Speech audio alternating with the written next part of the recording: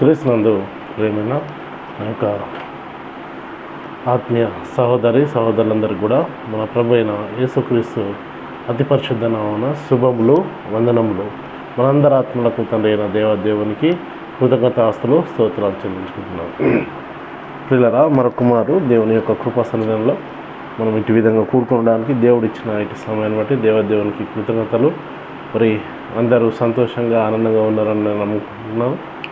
మీ యొక్క ప్రార్థనల వల్ల కూడా నేను కూడా సంతోషంగా ఆనందంగానే ఉన్నాను. ప్రాముఖ్యంగా ది బైబుల్ ట్రూవర్స్ అకాడమీ ఈ యొక్క ఫేస్బుక్లో యూట్యూబ్లో వీక్షిస్తున్న ఆత్మీయ సహోదరులకు మరొక మారు వందనాలు.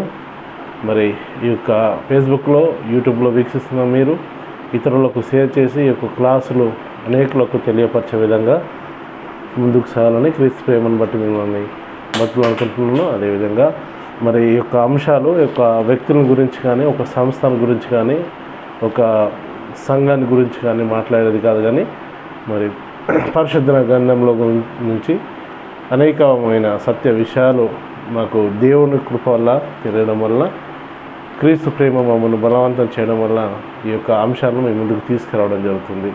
కాబట్టి పిల్లరా, వింటున్న మీరు నేర్చుకొని ఇంకా ఇతరులకు తెలియపరిచే విధంగా ముందుకు సాగాలని వేడుకుంటున్నాను. ఈరోజు మనం తెలుసుకునే అంశం ఏంటంటే మోయలేని కాడి ఏది అనే అంశాన్ని మనం నేర్చుకుందాం. ఇది సిటిహెచ్ క్లాసులో 11వ క్లాస్గా మనం నేర్చుకుంటున్నాం.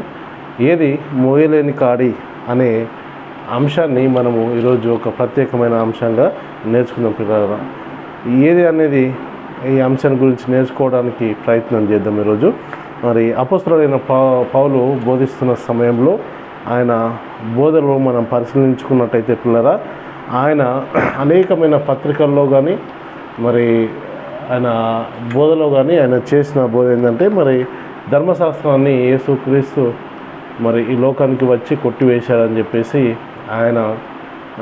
ఆయన పత్రికల్లో మరి రాయించడము, ఆయన బోధించడం అనేది జరిగినట్టుగా మనము చూడగలుగుతాం.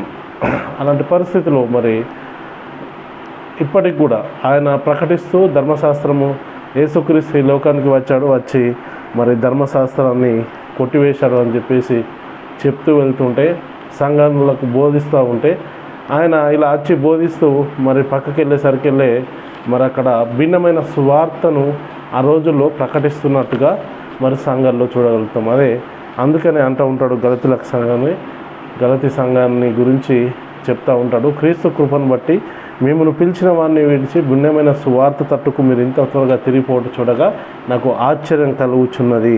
అది మరి యొక్క సువార్త కాదు, కానీ క్రీస్తు సువార్తను చెరపగోరి మిమ్మల్ని కలవరపరిచేవారు కొందరు ఉన్నారు అంటారు. అంటే వీళ్ళు ప్రభును, క్రీస్తును నమ్ముకున్న వాళ్ళే, కానీ వాళ్ళు ఏం చేస్తున్నారంటే బోధించే బోధ ఏమిటంటే భిన్నమైన సువార్తను బోధిస్తూ ఉన్నారు. పిల్లరా, అంటే సంఘంలోనే భిన్నమైన సువార్తను బోధిస్తున్నారు. నేటి కాలంలో కూడా సంఘాల్లో ఇది విరివిగా ప్రకటించబడుతుంది. అంటే నేటి క్రైస్తవులు సమాజంలో మరి సాతానుడు మరి సత్యాన్ని ప్రకటింపకుండా భిన్నమైన సువార్త తట్టు తిరగాలని చెప్పి సాతానుడు తన యొక్క మరి బోధను విచ్చలవిడిగా తన పరిచారకులు, నీతి పరిచారకుల వేషం ధరింపజేసి మరి సంఘాలలో చెల్లమని చేస్తున్నట్టుగా చూస్తున్నాం. నేటికి కూడా మరి ధర్మశాస్త్రం అమల్లో ఉంది, మనము కూడా ధర్మశాస్త్రము అనుసరించాలి అని చెప్పేసి మరి పాటించాలని చెప్పేసి సంఘాల్లో మరి బోధిస్తూ ఉన్నారు. ఎందుకంటే ఇప్పుడు మన దగ్గర ఉన్న పరిశుద్ధ గ్రంథం ఏదైతే ఉందో ఆ పరిశుద్ధ గ్రంథంలోనే 2 నిబంధనలు ఉన్నట్టుగా చూస్తున్నాం, పాత నిబంధన, కొత్త నిబంధన. కాబట్టి ఇది పాత నిబంధన, కొత్త నిబంధన 2 నిబంధనలు ఉన్నాయి కాబట్టి ఇది మనం అనుసరించాలని చెప్పేసి చెప్తా ఉన్నారు. కానీ అది యేసుక్రీస్తు ద్వారా మరి యేసుక్రీస్తు సిలువలో దాన్ని పాత నిబంధన కొట్టేశారని చెప్పేసి మరి నమ్మే పరిస్థితులు లేదు పిల్లలు. అంటే దేవుడు మోసే ద్వారా ఇజ్రాయెల్లోకి ఇచ్చాడు. ఈ ధర్మశాస్త్రం అనేది దేవుడు మోసే ద్వారా ఇజ్రాయెల్లోకి ఇచ్చాడు. అంటే ఇజ్రాయెల్కి ఇవ్వబడిన ఈ ధర్మశాస్త్రమును ఏదైతే ఉందో ఆ ధర్మశాస్త్రము మరి గురించి మనము పరిశీలన చేసుకున్నట్టయితే, దేవుడు యేసుక్రీస్తు ద్వారా మరి సిలువలో కొట్టివేయించాడు అని చెప్పేసి మనకు చాలా క్లుప్తంగా మరి దాని గురించి రాయబడింది. క్రీస్తు ధర్మశాస్త్రాన్ని సిలువలో వేశారు కానీ నాటి కాలంలో ఉన్నటువంటి వారు ఎవరైతే ఉన్నారో, అంటే ఎవరైతే ధర్మశాస్త్రం ఇంకా అమల్లో ఉన్నదని చెప్పుకునే వాళ్ళు ఎవరైతే ఉన్నారో ఆ ప్రజలకు యేసుక్రీస్తు వచ్చి ధర్మశాస్త్రం సిలువలో కొట్టివేసిన తర్వాత కూడా ధర్మశాస్త్రము క్రీస్తులో కొట్టివేయబడినదని సంగతి ఇంకా వాళ్ళకు తెలియకుండా ఉన్నది. అంటే కొట్టివేయబడ్డది యేసుక్రీస్తు ద్వారా, మరి కొట్టివేస్తేనే మనము ఇప్పుడు యేసుక్రీస్తు దగ్గరికి రాగలుగుతున్నాము అని చెప్పేసి మనము తెలుసుకోలేక, అంటే ఇంకా తెలుసుకోలేని పరిస్థితిలో ఉన్నారు. అందుకని పౌలు అంటే అప్పుడే ఇజ్రాయేల్ ప్రజలకే వాళ్ళు నమ్మలేని స్థితిలో ఉన్నారు.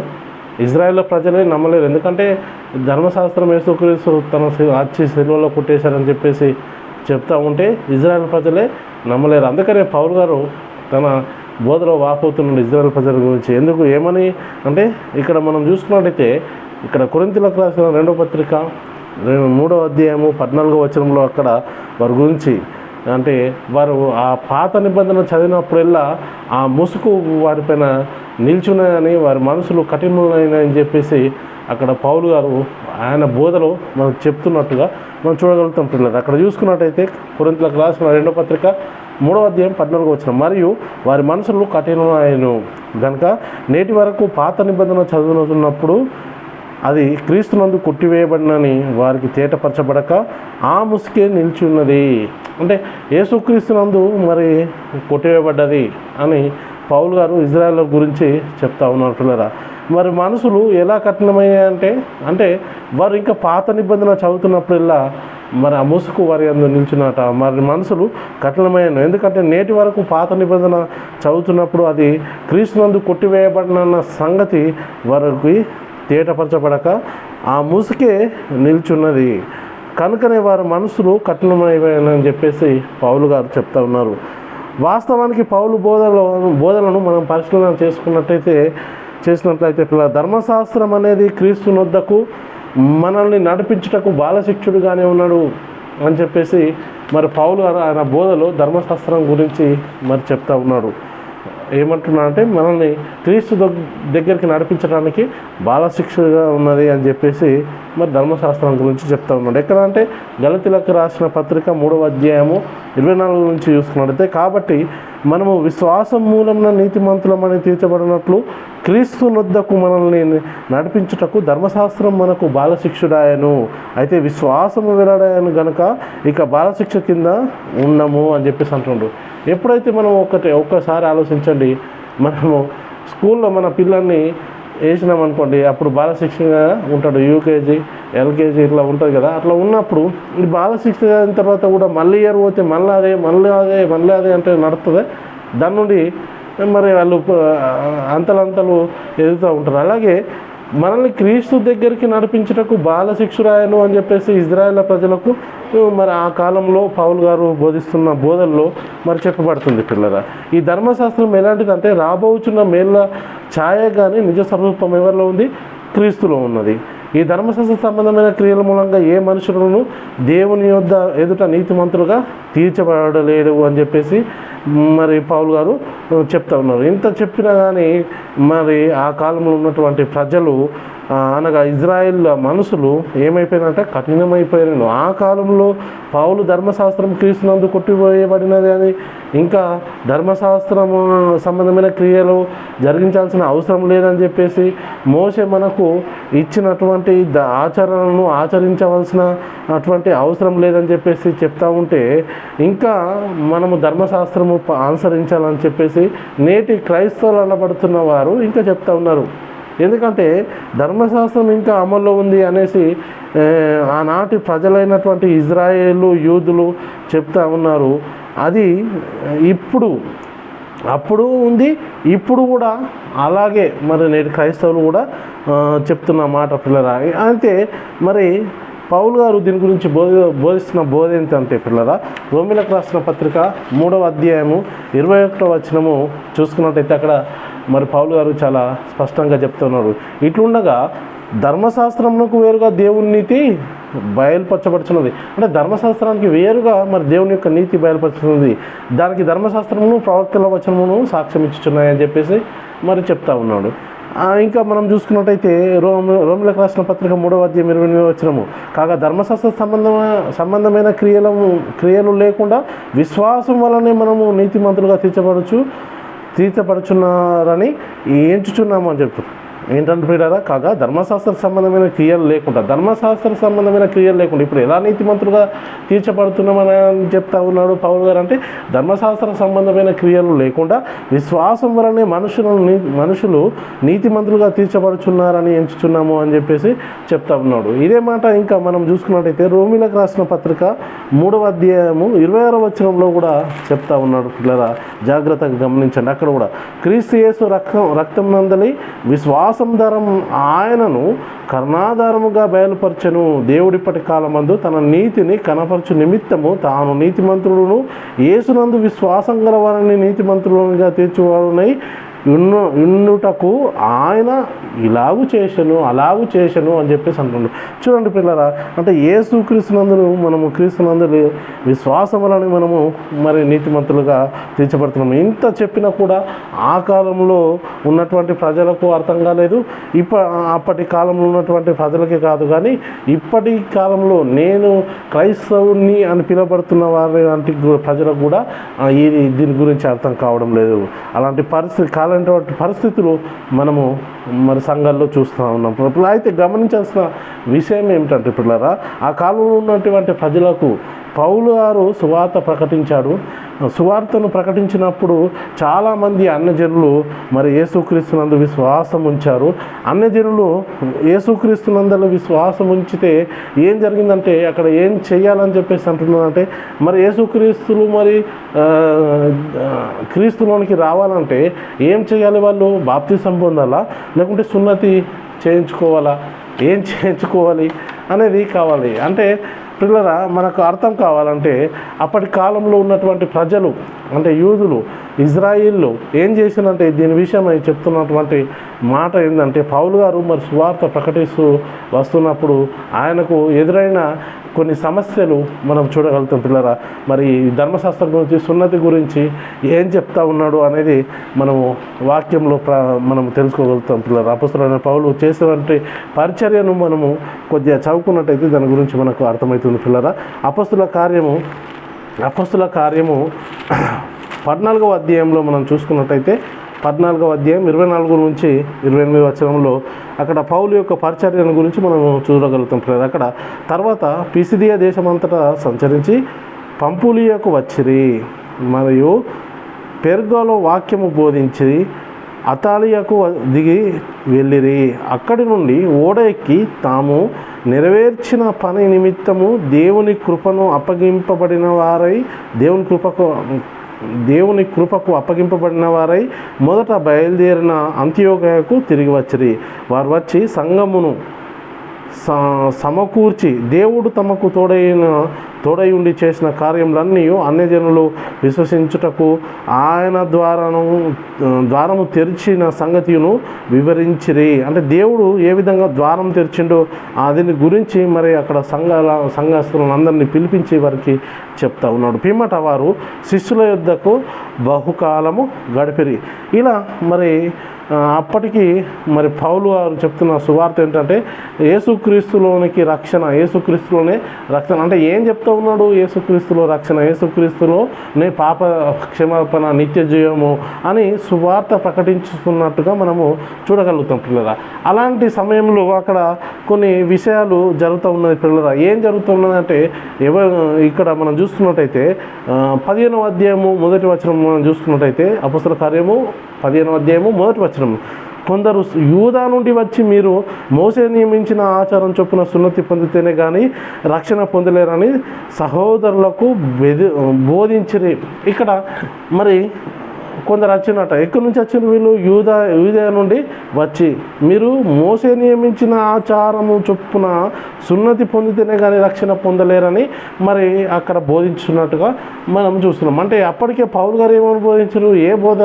ఏ విధంగా వీళ్ళు రక్షింపబడతారని చెప్పినట్టుగా మనం చూస్తున్నాం. అంటే యేసుక్రీస్తులో పాప క్షమాపణ, నిత్య జీవము అనే సువార్త అంటే దీంట్లో ఉంటుందని చెప్పేసి పౌలు గారు చెప్తూ ఉంటే, వీళ్ళు వచ్చిన వాళ్ళు ఏం చెప్తున్నారు అంటే, మోసే నియమించిన ఆచారం చొప్పున సున్నతి పొందితేనే అంటే సున్నతి పొందేదంటే అర్థం ఏంటంటే అక్కడ దాని గురించి అంటుండు, అంటే మోయలేని కాడి అని అర్థం పిల్లరా. అంటే అప్పటికే ఇజ్రాయేల్ సున్నతి పొందిన వారే కనుక ధర్మశాస్త్రం ఆచరింపకపోవటం మూలన మరి నీతిమంతులు లేడు ఒక్కడు లేడు అని చెప్పేసి అంటుండు, గ్రహించేవాడు ఎవడు లేడు అని చెప్పేసి. మరి అంటే అప్పటికీ వీళ్ళు ఎవరైతే ఉన్నారో సున్నతి పొందిన వారు ఎవరైతే ఉన్నారో సున్నతి పొందినప్పటికి కూడా మరి వారిలో నీతిమంతులుగా తీర్చబడలేకపోతున్నారు అని చెప్పేసి దేవుడు యేసుక్రీస్తుని లోకానికి పంపించి ఆ ధర్మశాస్త్రాన్ని కొట్టేసినట్టుగా మనం చూస్తాం. అలాంటప్పుడు ఇంకా వీళ్ళు సున్నతి పొందాలని చెప్పేసి సున్నతి పొందిన వాళ్ళలోనే ధర్మశాస్త్రాన్ని ఆచరించకపోవటం మూలంన మరి నీతిమంతులు లేడు ఒక్కడు నీతిమంతులు లేడు దేవుడు అనుగ్రహించి మహిమను పొందలేకపోతున్నారు అని చెప్పేసి దేవుడు వాక్యం సెలవిస్తుంది. దేవుడు వెతుకువాడు ఒక్కడు కూడా లేడని చెప్పేసి అందరూ త్రో తప్పి ఏకంగా మరి పనికి మాలిన వారైనా అని చెప్పేసి మేలు చేయవాడు లేడు ఒక్కడు లేడు అందరూ పాపం చేసి దేవుడు అనుగ్రహించి మహిమను పొందలేకపోతున్నారని వాక్యం చెల్లిస్తుంది. ఇలాంటి పరిస్థితుల్లో దేవుడు యేసుక్రీస్తుని లోకానికి పంపిస్తే యేసుక్రీస్తు ఈ లోకానికి వచ్చి సిల్వ రక్త దారాల ద్వారా పాప క్షమాపణ నిత్య జీవం ఏర్పాటు చేశాడు పిల్లరా. ఏర్పాటు చేసిన తర్వాత ధర్మశాస్త్రంను కొట్టివేసినట్టుగా మనము చూస్తున్నాం. తర్వాత అంతకంటే శ్రేష్టమైన నిరీక్షణ మనకు ఇప్పుడు మన దాని వెంట ప్రవేశపెట్టినాడు. దాని ద్వారా మనం ఇప్పుడు దేవుని యుద్ధకు వెళ్ళుట వంటిది పరిస్థితి ఏర్పడింది. మరి వీళ్ళను మరి ఏర్పరచబడిన తర్వాత కూడా వీళ్ళు ఏం చేస్తున్నారంటే ఇంకా ఇలా యేసుక్రీస్తు లోకానికి వచ్చి ఇంత కార్యాలు చేసినప్పటికి కూడా ఇప్పటికి కూడా ఇంకా మళ్ళీ ఇంకా మోసే నియమించిన ఆచారాలను మనము చొప్పున సున్నతి పొందాలని చెప్పేసి మోసే నియమించిన ఆచారాలను అనుసరించాలని చెప్పేసి మరి చెప్తా ఉన్నారు. అదే ఏం చెప్తూ ఉన్నారు వాళ్ళు చెప్పింది ఏంటంటే అక్కడ అపోస్తల కార్యం 15వ అధ్యాయంలో వాళ్ళు ఏమంటున్నారు, సహోదరులు వచ్చి కొందరు యూదయ నుండి వచ్చి మీరు మోసే నియమించిన ఆచారం చొప్పున సున్నతి పొందితేనే కానీ రక్షణ పొందలేరని సహోదరులకు బోధించరు అని చెప్పేసి చెప్తా ఉన్నారు. ఇంకా మనం 2వ వచనం నుంచి మనము కిందికి అవ్వకుండా పోతే ఏమంటున్నాం పిల్లరా, పౌలునకును బర్నబాకును వారితో విశేష వివాదము తర్కమును కలిగినప్పుడు ఈ అంశం విషయమై పౌలును బర్నబును తమలో మరికొందరును యెరూషలేమునకు అపోస్తల యుద్ధకును పెద్దల యుద్ధకును వెళ్ళవలనని సహోదరులు నిశ్చయించారు. చూడండి పిల్లరా, పౌలు గారు వారితో తర్కం పెట్టుకుంటున్నాడు. ఏంటి ఇప్పుడు ఇంకా మనం సున్నతి పొందే అవసరం లేదని చెప్పేసి దాని గురించి మరి యూదా నుండి వచ్చిన మరి ఏవైతే యూదయ నుండి వచ్చిన వాళ్ళతో మరి ధర్మశాస్త్రోపదేశకులతోటి మరి పరిచయాలతోటి మరి ఇలాంటి జగడం ఆడుతున్నట్టుగా చూస్తున్నాం పిల్లరా.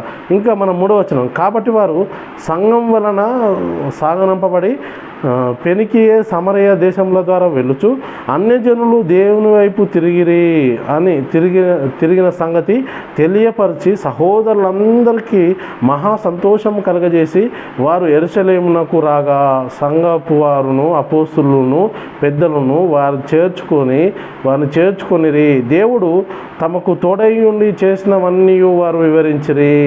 పరిసయ్యుల తెగలో విశ్వాసులైన కొందరు లేచి అన్యజనులకు సున్నతి చేయింపవలనని మోసే ధర్మశాస్త్రంను గైకొనుడని వారికి ఆజ్ఞాపింపవలనని చెప్పిరి. అంటే ఇక్కడ ఏం చేసినారు, పరిసయ్యుల తెగల నుంచి కొందరు లేచి వారు ఏం చేస్తూ ఉన్నారు, పరిసయ్యుల తెగల నుంచి లేచిన వారు ఏం చేస్తున్నారంటే ఇక్కడ 5వ వచనంలో ఏమంటున్నారంటే పరిసయ్యుల తెగల నుంచి విశ్వాసులైన కొందరు లేచి అన్యజనులకు సున్నతి చేయింపవలననియు మోసే ధర్మశాస్త్రమును గైకొనుడనియు వారికి ఆజ్ఞాపింపవలనని చెప్పిరి. అప్పుడు అపోస్తలులను పెద్దలను ఈ సంగతిని గురించి ఆలోచించుటకు కూడి వచ్చిరి.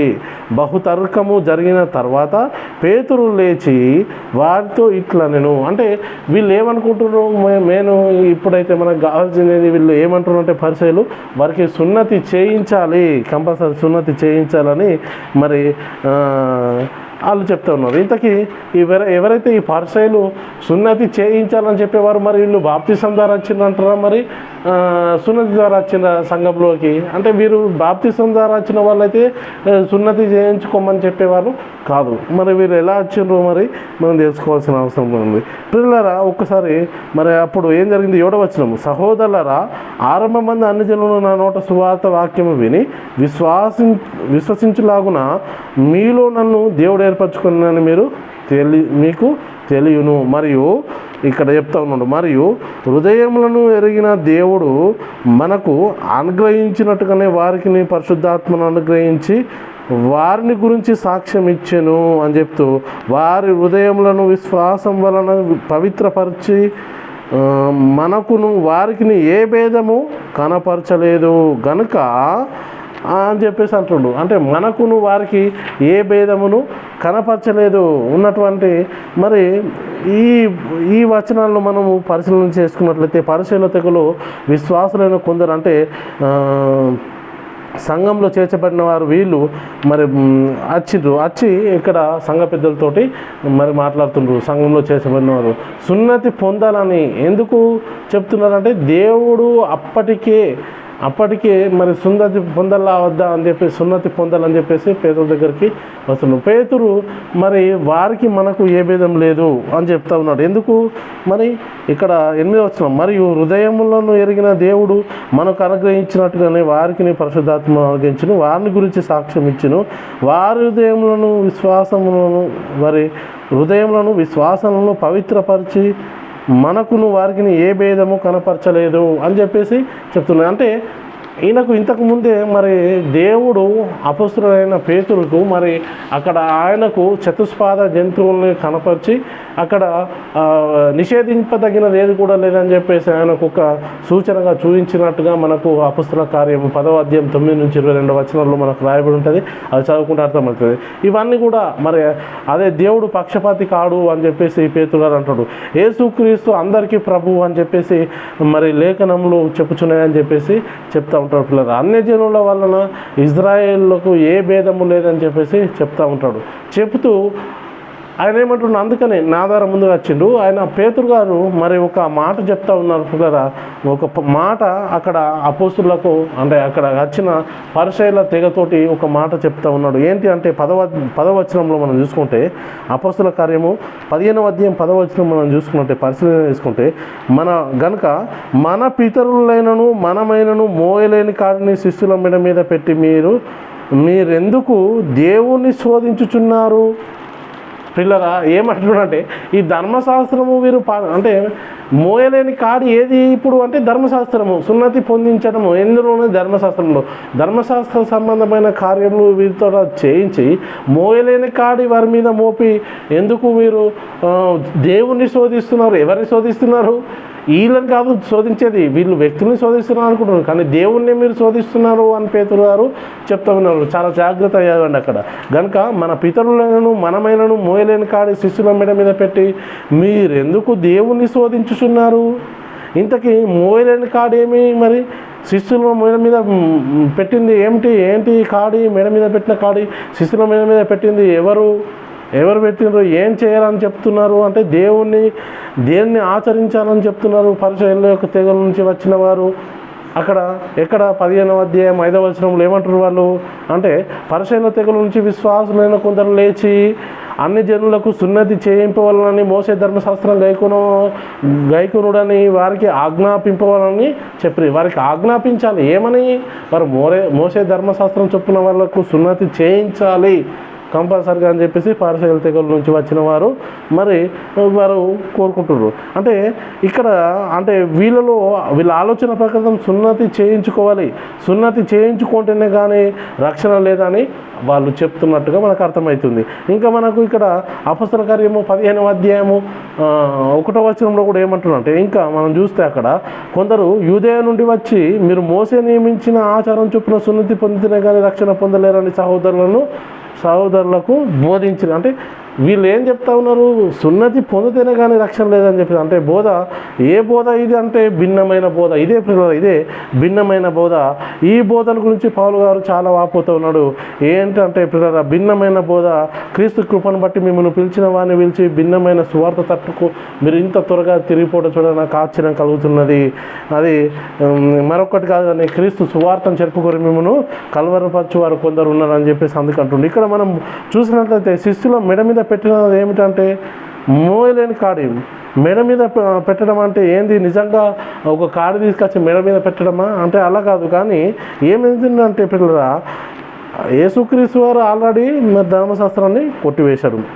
ధర్మశాస్త్రం సిలువలో కొట్టివేయబడిన తర్వాత, ధర్మశాస్త్రం కొట్టివేయబడిన తర్వాత ఏం చేసిండు? అంతకన్నా శ్రేష్టమైన నిరీక్షణను దాని వెంట ప్రవేశపెట్టిండు. ధర్మశాస్త్రంకు వేరుగా దేవుని యొక్క నీతి మరి బయలుపరచబడుతున్నదని చెప్పేసి మనము ఇంతకు ముందే మరి ఇక్కడ చదువుకున్నాం పిల్లల. ధర్మశాస్త్రానికి వేరుగా దేవుని నీతి బయలుపరచబడుతుంది. ఇక్కడ రోమా 3:21 ఏమంటుండో, ఇట్లుండగా ధర్మశాస్త్రానికి వేరుగా దేవుని నీతి బయలుపరచబడుతుంది, దానికి ధర్మశాస్త్రమును ప్రవక్తల గ్రంథములను సాక్ష్యం ఇచ్చున్నాయి అని చెప్పేసి అంటుండు. ఇంకేమంటుండు? ఇక్కడ రోమా 3:28 ఏమంటుండు? కాగా ధర్మశాస్త్ర సంబంధమైన క్రియల మూలంగా క్రియలు లేకుండా విశ్వాసం వలనే మనుషులు నీతిమంతులుగా తీర్చబడుచున్నారని ఎంచుతున్నాము. అంటే ధర్మశాస్త్ర సంబంధమైన క్రియల మూలంగా ఇప్పుడు విశ్వాసం వలనే క్రీస్తునందు మనము నీతిమంతులుగా తీర్చబడుతున్నామని. రోమా 3:26 ఏమంటుండు? క్రీస్తు యేసు రక్తమందు విశ్వాసం ద్వారా ఆయన కరుణాధారంగా బయలుపరచబడెను అని చెప్పేసి ఆయనను అలా బయలుపరిచినట్టుగా మనము చూస్తూ ఉన్నాము. పిల్లరా, ఇట్లా మనము మొట్టమొదటిగా అపోస్తలుడైన పేతురు ప్రసంగించినప్పుడు వారు ఈ మాట విని హృదయంలో నొచ్చుకొని మేమేం చేద్దాము అని పేతురుని అడిగిండ్రు. వాళ్ళు ఏం చేశారు అంటే, మరి పేతురు ఏం చెప్పిండు? మీరు ధర్మశాస్త్ర ప్రకారంగా సున్నతి పొంది అప్పుడే రక్షింపబడతారని చెప్పిండా? మరి పేతురు గారు ప్రసంగం మొట్టమొదటిగా చేసినప్పుడు ఆయన హృదయంలో నొచ్చుకొని మేమేం చేయాలని చెప్పేసి చెప్పినప్పుడు ఆయన సున్నతి పొందాను, పేతురు సున్నతి పొందండి అని చెప్పిండా? లేక మోసే నియమించిన ఆచారం పాటించాలని చెప్పిండా? అలా చెప్పలేదు. పేతురు ఏం చెప్పిండు? మరి ఏమంటుండే, మీరు మారు మనసు పొంది పాపక్షమాపణ నిమిత్తం యేసుక్రీస్తు నామములో బాప్తిసం పొంది అప్పుడు మీరు రక్షింపబడతారు అని చెప్పేసి చెప్తా ఉన్నాడు. ఇక్కడ మనం చూస్తే వీళ్ళు సున్నతి పొంది మోసే నియమించిన ఆచారం ఆచరిస్తేనే యేసుక్రీస్తులో ఆచరిస్తూ జీవిస్తేనే యేసుక్రీస్తు లోకానికి ఆచరించి జీవిస్తే మనకు రక్షణ వస్తుందంటే యేసుక్రీస్తు ఈ లోకానికి రావాల్సినటువంటి అవసరము ఏమాత్రం లేదు, ఉండేది కాదు. ఇజ్రాయేల్లో ధర్మశాస్త్రం అనుసరించారంటే అనుసరించలేరు. అంటే అనుసరించినటువంటి దాఖలు, అంటే వాళ్ళు అనుసరించినటువంటి దాఖలు మరి బైబిల్ గ్రంథంలో ఎక్కడ కూడా మనకు కనిపించదు. ఇంకా మనం చూస్తే మోయలేని కాడ ఏది అంటే ఇక్కడ అంటే మనకు అర్థమైంది ఏమిటంటే, మోసే ధర్మశాస్త్రము దేవుడు మోసే ద్వారా ఇచ్చిన ధర్మశాస్త్రం ఆ కాలంలోనే యెరూషలేములోనే పెద్దలైనను అక్కడ ఏమంటుండే, ఆ కాలంలోనే యెరూషలేములోని పెద్దలు ఏమంటున్నారంటే, మనమైనను మన పితరులైనను మోయలేని కాడిని పెట్టి మీరెందుకు దేవుని శోధిస్తున్నారు, మీరు శిష్యుల మీద మెడ మీద పెట్టి ఎందుకు మీరు దేవుని శోధిస్తున్నారు అని పరిసయ్యుల తెగల్లో విశ్వాసులైన కొందరిని గురించి చెప్తా ఉంటే అప్పుడు చెప్తా ఉంటే ఇప్పుడు మన వాళ్ళు కూడా ఇంకా ఆ ధర్మశాస్త్రం అమల్లో ఉంది, మనం ధర్మశాస్త్రంలోని పదాజ్ఞల్ని పాటించాలి, మనము పాటించకుంటే మనం క్రైస్తవం కాలేమని చెప్పేసి చెప్తా ఉన్నారు పిల్లలు. ఇది ఎంత భయంకరమైన బోధన మనము ఉన్నటువంటి పరిస్థితుల్లో ఒక్కసారి ఆలోచించండి పిల్లలు. మనము ఒక్కసారి ఆలోచించాల్సినటువంటి అవసరము ఎంతకైనా ఉంది పిల్లలు. మనం ఇంకా మరి పౌలు గారికి ఎదురైన విషయం ఏదైతే ఉందో దాని గురించి మనం చూసుకున్నట్టయితే ఇక్కడ దీని గురించి చెప్తా ఉన్నారు. అపొస్తల కార్యము 15వ అధ్యాయము 28-29 వచనాన్ని మనం చూసుకున్నట్టయితే అక్కడ ఏమంటున్నారు అంటే, ఏం చేయాలని చెప్పేసి, విగ్రహంలోకి అర్పించిన వాటిని రక్తంను గొంతు పిసికి చంపిన దాని జారత్వంను విసర్జింపవలెను. ఈ అవశ్యమైన వాటికంటే ఎక్కువ ఏ భారము మీ మీద మోపకూడదని పరిశుద్ధాత్మకును మాకును తోచెను. వీటికి దూరంగా ఉండుటకు జాగ్రత్త పడితేరా అది మీకు మేలు, మీ క్షేమము కలుగును గాక అని చెప్పేసి చెప్తున్నారు పేతురు గారు. అంటే వారిని కష్టపెట్టద్దు ఏమంటున్నట్టు ఇంకా చూసుకున్నట్టయితే ఏం చెప్తా ఉన్నాడు, విగ్రహంలో కనిపించిన వాటిని రక్తంను గొంతు పిసికి చంపిన దాన్ని జారత్వమును విసర్జింపవలను. ఈ అవశ్యమైన వాటికంటే ఎక్కువైన ఏ భారమును మీ మీద మోపకూడదని పరిశుద్ధాత్మకును మాకును తోచెను.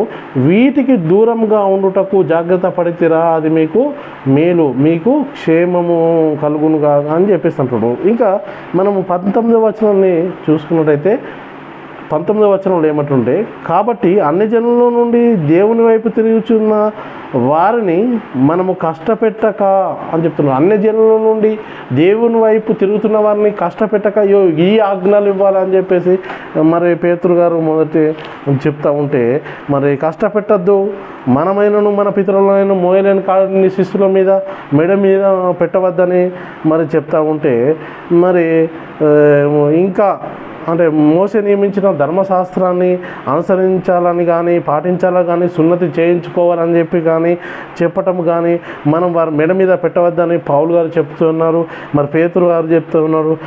కాబట్టి ఇప్పుడు మనం పరిశీలన చేసుకున్నట్లయితే ఏది మోయలేని కాడి అంటే, ఏది మోయలేని కాడిగా ఉండేది అంటే, నాటి దినంలో ఇజ్రాయేల్ జీవితంలో మనం చూసినట్లయితే ఏది మోయలేని కాడిగా ఉండేదంటే అప్పటికి అమల్లో ఉన్నటువంటి ధర్మశాస్త్రము మోయలేని కాడిగా ఉన్నది. మోయలేని కాడిగా ఉన్నది ఏదైతే ఉన్నదో అది దేవుడు యేసుక్రీస్తుని లోకానికి పంపించి క్రీస్తు ద్వారా దాన్ని సిలువలో కొట్టివేశాడు.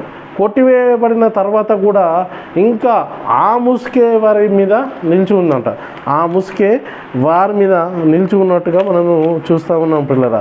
కొట్టివేయబడిన తర్వాత కూడా మరియు వారి మనసులు కఠినమైన కనుక నేటి వరకు పాత నిబంధన చదువుతున్నప్పుడు అది క్రీస్తునందు కొట్టివేయబడనని వారికి తేటపరచబడక ఆ ముసుకే వారి యందు నిలిచి ఉన్నది అని చెప్పేసి చెప్పబడుతుంది. అంటే వారి మనసులు కఠినమైన, ఇప్పుడు కూడా అనేకుల మనసులు మరి కఠినమైనట్టుగా మనం చూస్తున్నాం. అప్పుడు వాళ్ళలో ఉండే వాళ్ళే ఇప్పుడు వీళ్ళు కూడా అలానే వాళ్ళు ఎలా ఉన్నారో అప్పుడు మనం ఇప్పటిదాకా చూసుకున్నాం పరిసర తెగల్లో. ఇప్పుడు వీళ్ళు కూడా అలాగనే చేస్తున్నట్టుగా మరి ధర్మశాస్త్రం పాటించాలి, 10 ఆజ్ఞలు పాటించాలి. అవి పాటించకుంటే క్రైస్తవులే కాదు. మరి సండే స్కూళ్ళల్లో 10 ఆజ్ఞలు కంపల్సరీగా చెప్పాలి, చెప్పకుంటే వాళ్ళు క్రైస్తవులే కాదు అని చెప్పేసి చెప్తున్న పరిస్థితి నేడు మరి సంఘంలో ఉంది పిల్లలు. అందుకనే మనం పరిశీలన చేసుకున్నట్లయితే యేసు ప్రభు వారు చెప్పినటువంటి మాట ఒకటి మనం పరిశీలన చేసుకుంటే ఆయన ఏమంటుండే, మీరు నా యుద్ధకు రండి, నా కాడి సులువుగా ఉన్నది అని చెప్పేసి ఒక మాట చెప్తూ ఉంటాడు పిల్లలు. అక్కడ సమస్త భారం మోయిస్తున్న జనులారా నా యుద్ధకు రండి, నా కాడి సులువుగా ఉంది అని చెప్పేసి చెప్తూ ఉంటాడు. ఇక్కడ మనం చూసుకున్నట్టయితే మత్తయి సువార్త 11వ అధ్యాయము 28-30 వచనం వరకు మనం చూసుకున్నట్టయితే అక్కడ చెప్తున్న మాట మనం పరిశీలన చేసుకున్నాం పిల్లలు. అక్కడ ప్రయాసపడి భారం మోసుకొంచున్న సమస్త జనులారా నా యుద్ధకు రండి, నేను మీకు విశ్రాంతిని కలగజేతును, నేను సాత్వికుడును దీన మనసు గలవాడను గనుక మీ మీద నా కాడి ఎత్తుకొని నా యొద్ద నేర్చుకునుడి, అప్పుడు మీ ప్రాణమునకు విశ్రాంతి దొరుకును. ఎలైనగా నా కాడి సులువుగాను నా భారము తేలికగాను ఉన్నది. ఎప్పుడు ఇది ఆయన సిలువ వేయబడక మునిపే చెప్తా ఉన్నాడు, మున్ముందు ఇట్లా ఉంటుంది అని చెప్పేసి ఆల్రెడీ యేసుక్రీస్తు వారు చెప్తున్న పరిస్థితి ఉంది పిల్లలు. అందుకే ఏమంటున్నాడు, సమస్త ప్రయాసపడి భారం మోసుకొంచున్న సమస్త జనులారా నా యొద్దకు రండి. ధర్మశాస్త్రం సంబంధమైన క్రియలు చేస్తూ ఉన్నారు.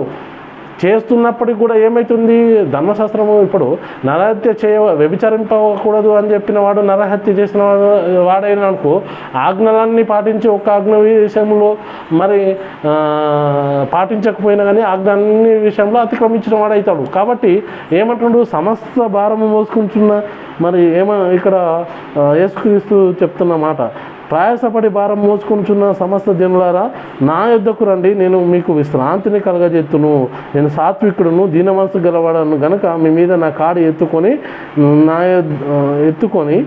నా యొద్ద నేర్చుకొనుడి, అప్పుడు మీ ప్రాణములకు విశ్రాంతి దొరుకును. ఎలానగా నా కాడి సులువుగాను నా భారము తేలికగాను ఉన్నది అని చెప్పేసి చెప్తా ఉన్నాడు అప్పుడే పిల్లలు. అంటే ఇంకా మనం పరిశీలన చేసుకుంటే ఇక్కడ కాడి అంటే అర్థం ఏంటి అంటే ధర్మశాస్త్రము లేక చట్టము. అప్పటి చట్టము యేసుక్రీస్తు వారి దృష్టికి ఎలా ఉందంటే మోయలేనటువంటి భారమై ఉన్నది, సమస్త భారం మోసుకున్నాడు, మోయలేనటువంటి భారంగా ఉన్నది. అలాంటి పరిస్థితుల్లో యేసుక్రీస్తు వారు ఆ భారమైనటువంటి కాడి విరగొట్టి అనగా ధర్మశాస్త్రమును సిలువలో కొట్టివేశాడు అని చెప్పేసి మరి చెప్పబడుతుంది. అదే ఇంకా మరి ఆయన ఆజ్ఞలు ఎలా ఉన్నాయి ఇక్కడ యోహాను రాసిన మొదటి పత్రికలో మనం చూసుకున్నట్టయితే, యోహాను రాసిన మొదటి పత్రికలో మొదటి పత్రిక 5వ అధ్యాయంలో మనం చదువుకుందాం పిల్లరా. అక్కడ చెప్పబడుతున్న మాట 5వ అధ్యాయంలో 2 నుంచి, మనము దేవుని ప్రేమించుచు ఆయన ఆజ్ఞను నెరవేర్చే వారమైతిమా, దేవుని పిల్లలను ప్రేమించుచున్నామని దాని వలనే ఎరుగుదుము అని చెప్పేసి అంటున్నాడు. మనము దేవుణ్ణి ప్రేమించుచు ఆయన ఆజ్ఞలను నెరవేర్చు వారమైతిమా, దేవుని పిల్లలను ప్రేమించుచున్నామని దాని వలనే ఎరుగుదుము. మనం ఆయన ఆజ్ఞలను గైకొనుటయే దేవుణ్ణి ప్రేమించుట, ఆయన ఆజ్ఞలు భారమైనవి కావు అని చెప్పేసి చెప్తున్నాడు. ఆయన ఆజ్ఞలు భారమైనవి కావు అని చెప్పేసి చెప్తా ఉన్నాడు. చూడండి పిల్లరా, మరి పరిశుద్ధాత్మ మాట్లాడుతున్నటువంటి మాటలు మనము చూడగలుగుతున్నాం. ఇప్పుడు పరిస్థితుల్లో ఆయన ఆజ్ఞలు భారమైనవి కావు. అవే మాటలు యేసుక్రీస్తు వారు కూడా చెప్తున్నాడు. ఏమంటున్నాడు? నా కాడి సులువుగాను నా భారము తేలిగ్గాను ఉన్నది అని చెప్పేసి చెప్తా ఉన్నాడు. అయితే యేసుక్రీస్తు వారు పరిశుద్ధాత్మ ద్వారా అపోస్తుల చేత సంఘానికి ఇచ్చినటువంటి ఆజ్ఞ ఏదైతే ఉందో ఆ ఆజ్ఞలో భారమైనవి కావు అని చెప్పేసి అంటున్నాను. అందుకనే అక్కడ పేతురు గారు ఏం చెప్తా ఉన్నారు? మనమైనను మన పితరులైనను మోయలేని కాడిని శిస్తుల మెడ మీద పెట్టి మీరెందుకు దేవుణ్ణి శోధించుతున్నారని చెప్తా ఉన్నాడు. కాబట్టి పిల్లరా, ఇక్కడ ధర్మశాస్త్రం అనేది దేన్ని సూచిస్తున్నదంటే మోయలేని కాడిగా చూపిస్తూ ఉన్నాడు. ఒకప్పుడు ధర్మశాస్త్రం కలిగిన ఇజ్రాయేల్లే ధర్మశాస్త్రాన్ని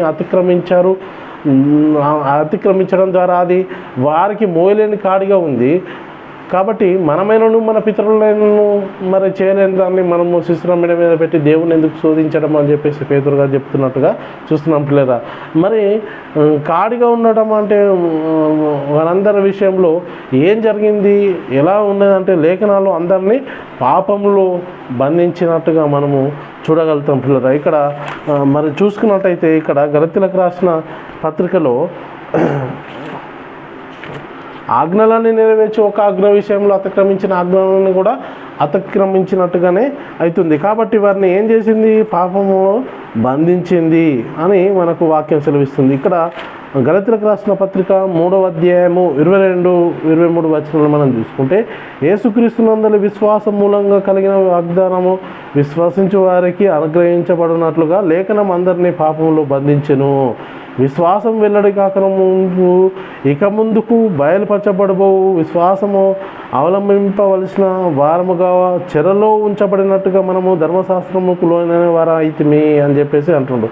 ఇప్పుడున్న పరిస్థితుల్లో ఏమవుతుంది పిల్లలక అంటే ధర్మశాస్త్రం మోయలేని కాడిగా, ధర్మశాస్త్రము ఎవరు కూడా అనుసరించలేకపోతున్నారని చెప్పేసి, నీతిమంతులు లేడు, ఒక్కడు కూడా లేడు, దేవుని వెతుకువాడు ఒక్కడు కూడా లేడు, అందరూ ఏకముగా మరి పనికి మాలిన వారయ్యారని చెప్పేసి అందరూ పాపం చేసి దేవుడు అనుగ్రహించి మహిమను పొందలేకపోతున్నారని చెప్పేసి వాక్యం సెలవిస్తుంది.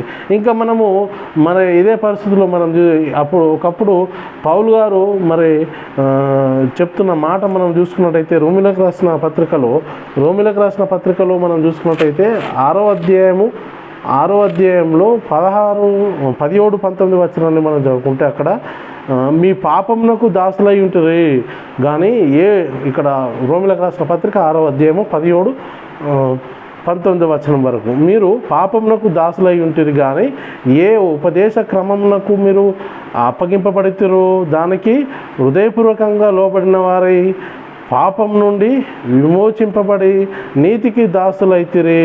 ఇందుకు దేవునికి స్తోత్రము. మీరు పాపమునకు దాసులై ఉంటుంది కానీ ఏ ఉపదేశ క్రమమునకు మీరు అప్పగింపబడాలి అని చెప్పేసి అంటున్నారు. మీరు దానికి హృదయపూర్వకంగా లోబడిన వారైతే పాపం నుండి విమోచింపబడి నీతికి దాసులైతారు. ఇందుకు దేవునికి స్తోత్రం. మీరు శరీర బలహీనతను బట్టి మనుష్య రీతిగా మాట్లాడుచున్నను, ఏమనగా అక్రమం చేయుటకై అపవిత్రతకును అక్రమమునకును మీ అవయములను దాసులుగా ఎలాగా అప్పగించుతారో అలాగే పరిశుద్ధ కలుగుటకై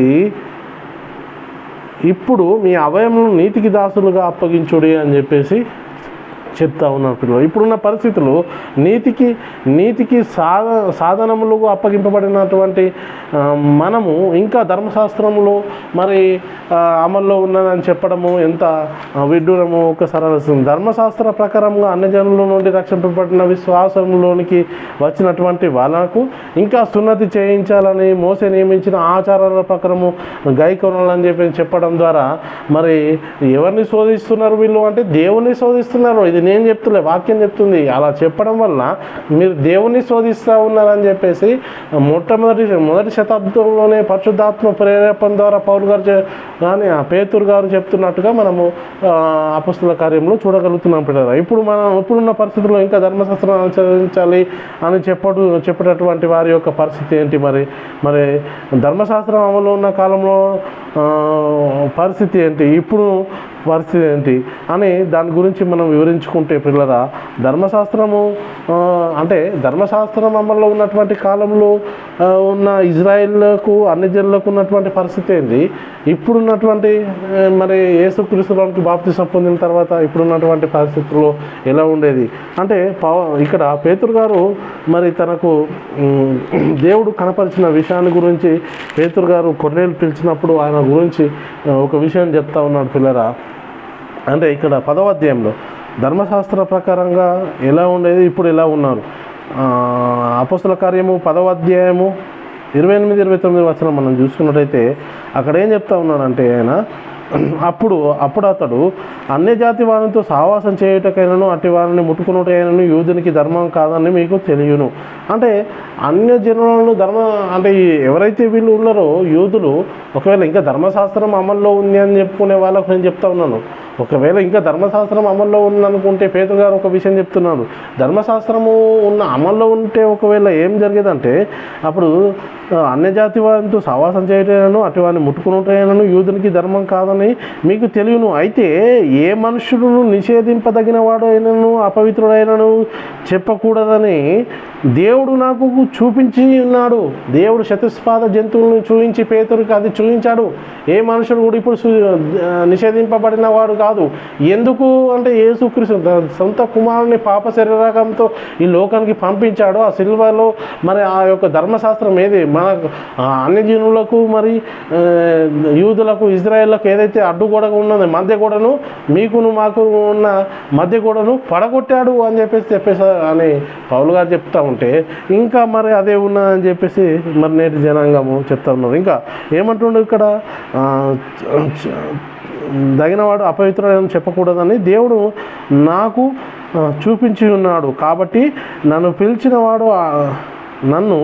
పిలిచినప్పుడు అడ్డమేమీ చెప్పక వచ్చి తిని కనుక ఎందు నిమిత్తం నన్ను పిలువనంపితిరో దాని గురించి అడుగుచున్నానని వారితో చెప్పాను. అంటే ఇక్కడ చూడండి పిల్లరా, ఒకప్పుడు ధర్మశాస్త్రం అమలులో ఉన్న కాలంలో యూదులు అన్ని జనులను ముట్టుకునేటువంటి పరిస్థితి కాదు, వారితో సహవాసం అనేది చేసేది కాదు.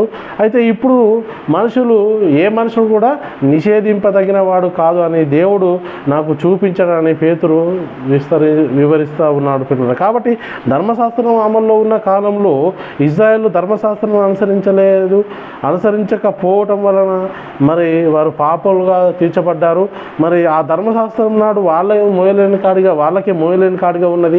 ఎందుకంటే ధర్మశాస్త్రం అనుసరించిన దానికి సంబంధించిన ఆచారాలు క్రియలు ఇవన్నీ జరిగించి వాళ్ళకు భారమైపోయింది పిల్లరా. అయితే అలాంటి పరిస్థితుల్లో దేవుడు యేసుక్రీస్తును ఈ లోకానికి పంపించి మరి యేసుక్రీస్తు ధర మోయలేని కాడి అనగా ధర్మశాస్త్రంను కొట్టివేయడం జరిగింది. ఇంకా ధర్మశాస్త్రం అమలు ఉందని చెప్పడము లేదు, ధర్మశాస్త్రము కొట్టివేసినప్పటికి కూడా ఇంకా ధర్మశాస్త్రము అమల్లో ఉందనడము పెద్ద విద్యురం. అలాగే మనలో కూడా ధర్మశాస్త్రం అమల్లో ఉందని ఇంకా చెప్తా ఉన్నాం. అప్పటి ఉన్న వాళ్ళకే పౌలు గారు కానీ పేతురు గారు చాలా వివరంగా చెప్పేసారు. ఇంకా కూడా నేటి క్రైస్తవంలో ఉన్నటువంటి వాళ్ళు కూడా ఇంకా ధర్మశాస్త్రం అమల్లో ఉందని చెప్తా ఉన్నాం. మరి పిల్లల అయితే ధర్మశాస్త్రము ఇజ్రాయేళ్లకు ఎందుకు భారమైపోయింది? ధర్మశాస్త్రం యొక్క ఔన్నత్యమైంది. మరి ధర్మశాస్త్రము ఎలాంటిదంటే ధర్మశాస్త్రము పరిశుద్ధ పరిశుద్ధమైనదే, నీతి గలదే, ఉత్తమమైనదే. ధర్మశాస్త్ర జ్ఞాన సత్య స్వరూపమైనది. ధర్మశాస్త్రం గుడ్డివారికి త్రోవ చూపినది, చీకట్లో నుండి వారికి వెలుగు ఇచ్చినది, బుద్ధిహీనులకు శిక్షకుడు వంటిది, మరి ఇంకా బాలులకు ఉపాధ్యాయుడు వంటిది అని చెప్తున్న నీతికి కారణమైనది, నియమములు కలిగినది, జీవార్థమైన జ్ఞానం కలిగినది, ధర్మశాస్త్రం సత్యం కలిగినది. ఇంతటి శ్రేష్టమైనటువంటి ధర్మశాస్త్రము వారికి ఎందుకు భారముగా మారిపోయింది పిల్లలు, ఎందుకు మోయలేని కాడిగా మారిపోయిందంటే పిల్లరా అనేసి మనం ఒక్కసారి పరిశీలన చేసుకుంటే, ధర్మశాస్త్రము ధర్మశాస్త్రానికి ఏం లేదని వాక్యం సెలవిస్తుందంటే పాపాన్ని తీసేటువంటి బలం లేదు. ధర్మశాస్త్రం వలన పాపమనగా ఎట్టిదో తెలియబడుతుంది, కానీ పాపాన్ని తీసేసేటువంటి శక్తి మరి ధర్మశాస్త్రానికి లేదని లేఖనంలో రాయబడి ఉన్నది పిల్లల. ఇంకా మనం చూస్తే ధర్మశాస్త్రము ఎందుకు వాళ్ళకు భారమైంది, ధర్మశాస్త్రం ఎందుకు వారికి భారమైంది అంటే ఇక్కడ యాకోబు రాసిన పత్రిక 2వ అధ్యాయంలో మనం చూసుకుంటే 10 నుంచి, యాకోబు రాసిన పత్రిక 2వ అధ్యాయము ఎందుకు వారికి భారమైంది అంటే ఇక్కడ యాకోబు రాసిన పత్రిక 2వ అధ్యాయం 10వ వచనం నుంచి 10వ వచనం మనం చదువుకుంటే ఇక్కడ 10వ వచనం ఎట్లా 2వ అధ్యాయము 10వ వచనం, ఎవడైనాను ధర్మశాస్త్రం అంతయు గైకొనియు ఒక్క ఆజ్ఞ విషయంలో తప్పిపోయిన ఎడల ఆజ్ఞలన్నిటి విషయంలో అపరాధియాగును అని చెప్పేసి అంటున్నాడు. చూడండి పిల్లల, ఎవడైనా ధర్మశాస్త్రం అంతా గైకొని కూడా ఆజ్ఞలన్నీ కానీ గైకొన్న తర్వాత ఒక్క ఆజ్ఞ విషయంలో తప్పిపోయినా కానీ మరి ఆజ్ఞలన్నిటి విషయంలో అపరాధియాగును అని చెప్పేసి అంటున్నాడు. ఎలా ఇక్కడ 11వ వచనంలో వ్యభిచారింపవద్దని చెప్పినవాడు నరహత్య చేయవద్దనియు చెప్పెను కనుక నీవు వ్యభిచారింపకపోయినను నరహత్య చేసిన ధర్మశాస్త్ర విషయంలో అపరాధి అయితివి.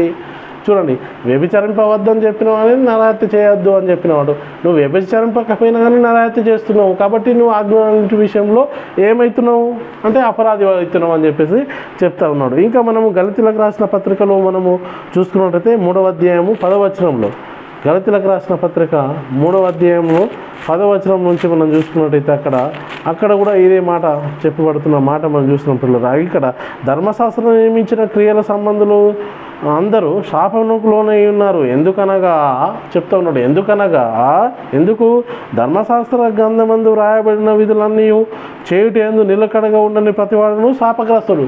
చేయటంది ఎలా ఉండాలి, నిలకడగా ఉండాలి. నిలకడగా ఉండని ప్రతివాడు కూడా ఏమవుతాడు, శాపగ్రస్తుడు అవుతారని చెప్పేసి వాక్యం సెలవిస్తూ ఉన్నాయి పిల్లలు. ఇంకా పక్కన వస్తున్నాం, ధర్మశాస్త్రం చేత ఎవడను దేవుని ఎదుట నీతిమంతుడుగా తీర్చబడిన సంగతి స్పష్టమే. ఎలానగా నీతిమంతుడు విశ్వాసం మూలంగా జీవించును అని చెప్పేసి చెప్తున్నాడు. నీతిమంతుడు ఎలా విశ్వాసం మూలంగా జీవించును అని చెప్పేసి, ధర్మశాస్త్రం విశ్వాస సంబంధమైనది కాదు, కానీ దాని విధులను ఆచరించువాడు వాటి వలనే జీవించును అని చెప్పేసి చెప్తున్నాడు. కనుక ధర్మశాస్త్రం ఇజ్రాయేళ్లకు మోయలేని కాడిగా మారిపోయింది పిల్లల. దేవుడు యేసుక్రీస్తును ఈ లోకానికి పంపించి ఈ లోకంలోనికి వచ్చినటువంటి యేసుక్రీస్తు ఏం చేశారంటే మోయలేని భారంగా ఉన్నటువంటి ఒక కాడి ధర్మశాస్త్రంను కొట్టివేసి వారి మీద భారాన్ని తీసివేసి ఏం చేసిండ్రు పిల్లరా, మన మెడ మీద భారంగా ఉన్నటువంటి వారిని మన ఏదైతే తీసేసిండు. అయితే పిల్లరా మనం ఇంకా చూసుకున్నట్టయితే ఇక్కడ ఎఫెసీయులకు రాసిన పత్రిక 2వ అధ్యాయము 2వ అధ్యాయము 14వ వచనం మనం చూసుకుంటే, ఆయన మన సమాధానమై ఉండి మీకును మాకును ఉండిన ద్వేషంను అనగా విధిరూపకమైన ఆజ్ఞలు గల ధర్మశాస్త్రము తన శరీరం మందు కొట్టివేయట చేత మధ్యగోడను పడగొట్టి మన ఉభయులను ఏకం చేశాడు. అన్యజనుల్ని మరి దేవుని ప్రజలుగా ఉన్నటువంటి వారిని కూడా మరి ఉభయుల్ని ఏకం చేసినట్టుగా మనము చూస్తూ ఉన్నాం పిల్లలు. ఏం చేసిన ఆయన మన సమాధానమై ఉండి మీకును మాకును ఉండిన ద్వేషమును అనగా విధిరూపకమైన ఆజ్ఞలు గల ధర్మశాస్త్రమును తన శరీరం మందు కొట్టివేయట ద్వారా మరి మన ఉభయులను ఏకం చేశాడు. యేసుక్రీస్తు ధర్మశాస్త్రం కొట్టివేయటం ద్వారా మోయలేని కాడి అనే దాన్ని తీసివేశాడు. కొట్టివేసినప్పుడు ఇప్పుడున్న పరిస్థితులు మరి మోయలేని కాడి ఏదైతే ఉందో ఆ మోయలేని కాడిని తీసివేయడానికి వచ్చిన వాడే యేసుక్రీస్తు. కాబట్టి ధర్మశాస్త్రం కొట్టివేయబడిన తర్వాత మనుషుడు నీతిమంతుడుగా మరి ధర్మశాస్త్రం ద్వారా తీర్చబడని చెప్పేసి చెప్తా ఉన్నాడు. పౌలు గారు చెప్తున్న మాట ఏంటంటే, మనుషుడు యేసుక్రీస్తునందని విశ్వాసం వలనే నీతిమంతులుగా విశ్వాసం వలనే కానీ ధర్మశాస్త్ర సంబంధమైన క్రియల మూలంగా నీతిమంతులుగా తీర్చబడరని అని చెప్పేసి చెప్తా ఉన్నాడు.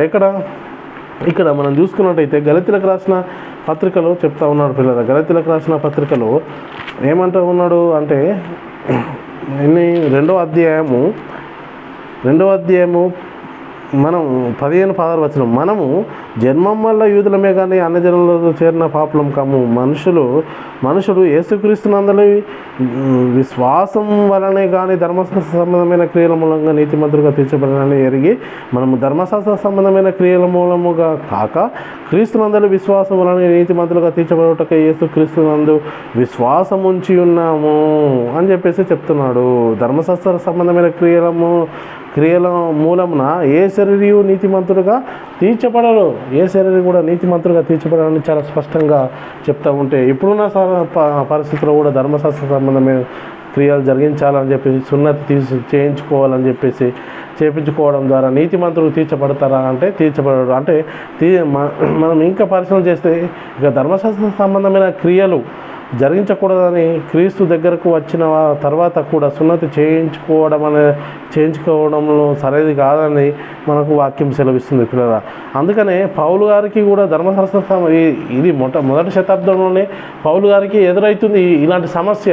ఆయన ఏం చెప్తుండు, సున్నతి చేయించుకోవడంలో ఏం లేదు, సున్నతి గురించి ఏం అవసరం లేదని ఆయన బోధిస్తూ ఉంటే ఆయన బోధలకు ఆటంకం చేస్తున్నట్టుగా మనం చూస్తున్నాం. అదే ఇక్కడ అపొస్తల కార్యము లో మనం చూసుకున్నట్టయితే 21వ అధ్యాయంలో అపొస్తల కార్యం 21వ అధ్యాయము 17 నుంచి అక్కడ ఆయనకు ఎదురవుతున్న సమస్యను మనం చూసుకున్నట్టయితే ఆయన ఏం బోధిస్తున్నాడు పౌలు గారు అంటే, ఇక్కడ చూసుకున్నట్టయితే 21వ అధ్యాయము 17 నుంచి 21వ వచనం మనం చూసుకున్నట్టయితే, మేము యెరూషలేమునకు వచ్చినప్పుడు సహోదరులు మమ్మను సంతోషముతో చేర్చుకొనిరి.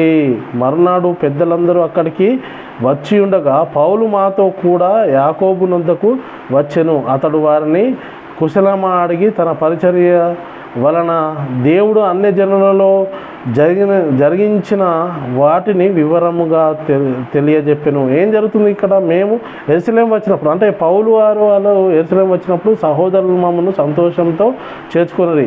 మరునాడు పెద్దలందరూ అక్కడికి వచ్చి ఉండగా పౌలు మాతో కూడా యాకోబు నొద్దకు వచ్చెను. అతడు వారిని కుశలమా అడిగి తన పరిచర్యల వలన దేవుడు అన్యజనులలో జరిగించిన వాటిని వివరంగా తెలియజేశాను. అంటే దేవుడు ఆయన ద్వారా అన్యజనులలో జరిగించిన వాటిని వివరంగా తెలియజెప్పడం జరిగింది. వారు విని దేవుని మహిమపరిచి అతన్ని చూచి సహోదరుడా అని చెప్పేసి చెప్తున్నారు. సహోదరుడా పెద్దలు చెప్తున్నారు ఏమంటారు, సహోదరుడా యూదులలో విశ్వాసులైన వారు ఎన్ని వేల మంది ఉన్నారో చూస్తున్నావు కదా. ఇప్పుడు యూదుల్లో విశ్వాసులైన వారు చాలామంది ఉన్నారు, అలా చూస్తున్నావు కదా. అయితే ఏం జరిగింది, ఎందుకు ఈ మాట ప్రస్తావించాల్సి వచ్చింది మనం ఇంకా చూద్దాం. విశ్వాసులై ఉన్నారు వేల మంది చూస్తున్నావు కదా, వారందరూ ధర్మశాస్త్రం అందు ఆసక్తి గలరు. వాళ్ళు దేని అందు ఆసక్తి కలిగి ఉన్నారు విశ్వాసులు అంటే ధర్మశాస్త్రం అందు ఆసక్తి కలిగిన వారు. కాబట్టి ఏం జరుగుతుంది, 21వ వచనం, అన్యజనుల్లో ఉన్న యూదులు తమ పిల్లలకు సున్నతి చేయకూడదని మన ఆచారము చొప్పున నడవకూడదని నీవు చెప్పుట వలన వారందరూ మోసేను విడిచిపెట్టవలనని నీవు బోధించుతున్నట్టు వీరు నిన్ను గురించి వర్తమానం విని ఉన్నారు అని చెప్పారు. ఏమంటుండ్రు ఇక్కడ, ఏం చెప్తున్నారు, అన్యజనుల్లో ఉన్న యూదులు తమ పిల్లలకు సున్నతి చేయకూడదని మన ఆచారం చొప్పున నడవకూడదని నీవు చెప్పుట వలన వారందరూ మోసని విడిచిపెట్టవలనని నీవు బోధించున్నట్లు వీరు నిన్ను గురించి వర్తమానం ఇచ్చారని చెప్పేసి చెప్తున్నారు. ఎవరు వాళ్ళు అంటే వీళ్ళు విశ్వాసులు, యూదుల్లో నుండి వచ్చిన విశ్వాసులు. మరి ధర్మశాస్త్రం మందు ఆసక్తి కలిగిన వారు ఏం విన్నారు, పౌలు గారు మరి సున్నతి పొందకూడదని బోధిస్తూ ఉన్నాడు ఇలా అని చెప్పేసి వినున్నట్టుగా మరి చెప్తా ఉన్నారు పిల్లలు. ఇజ్రాయేల్ మరి ఎందుకు సున్నతి పొందుతున్నారంటే శరీర విషయంలో ఏంది ఇక్కడ సున్నతి అంటే సున్నతి పౌలు గారు ఏమంటున్నారు అంటే సున్నతి అవసరం లేదు, సున్నతి పొందే అవసరం లేదని చెప్పేసి పౌలు గారు చెప్తుంటే ఇంకా సున్నతి పొందాలని చెప్పి వీళ్ళు చెప్తున్నట్టుగా మనము చూస్తూ ఉన్నాం పిల్లలు. ఇంకా మనం చూసుకున్నట్టయితే ఇక్కడ ఏం చేస్తున్నారు, సున్నతి ఎందుకు పొందుకుంటున్నారు వీళ్ళు గలతీలకు రాసిన పత్రికలో ఇక్కడ చెప్తా ఉన్నాడు.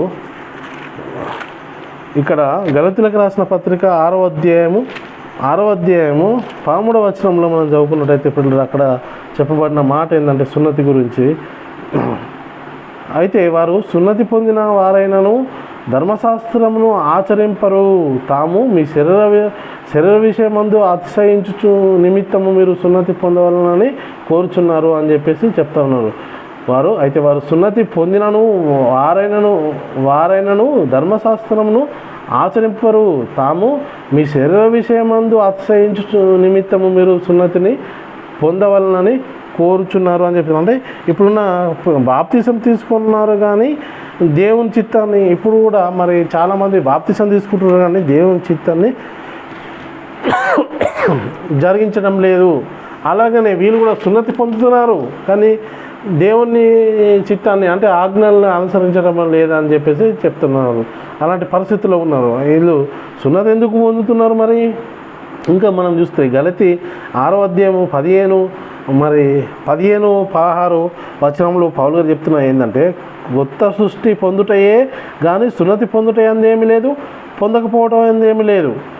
ఈ పద్ధతి చొప్పున నడుచుకుని వారికి అందరికీ అనగా దేవుని ఇజ్రాయేళ్లకు సమాధానమునకు కృపయు కలుగునుగాక అని చెప్పేసి అంటుండే. ఇక్కడ కొత్త సృష్టి పొందుటే కానీ సున్నతి పొందుటే ఏం లేదు, సున్నతి పొందకపోవడం ఏం లేదని చెప్పేసి పౌలు కళాఖండితంగా చెప్పేసినట్టుగా మనం చూస్తూ ఉన్నాం. ఇంకా ఫిలిప్పీలకు రాసిన పత్రిక 3వ అధ్యాయం 3వ వచనంలో కూడా చెప్తా ఉన్నాడు. ఫిలిప్పీ 3:3 వచనంలో కూడా 3:3 వచనంలో ఏమంటా ఉన్నానంటే, ఎందుకనగా శరీరమందు ఆస్పదం చేసుకొనక దేవుని యొక్క ఆత్మ వలన ఆరాధించుచు క్రీస్తు యేసునందు అతిశయపడుచున్న మనమే సున్నతి ఆచరించువారము.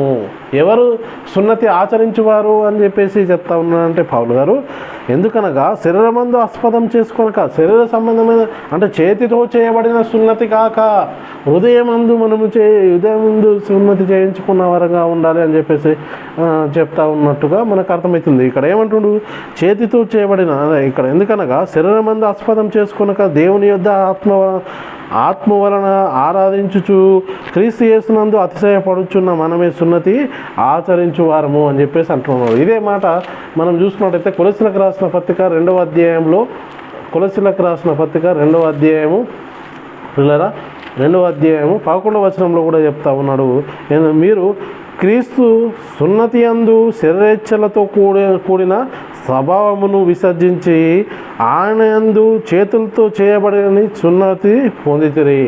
ఏంటంటే పిల్లరా ఏం పడుతుంది ఇక్కడ ఏం చెప్తున్నాను, మీరు క్రీస్తు సున్నతి యందు శరీరేచ్ఛలతో కూడిన స్వభావమును విసర్జించి.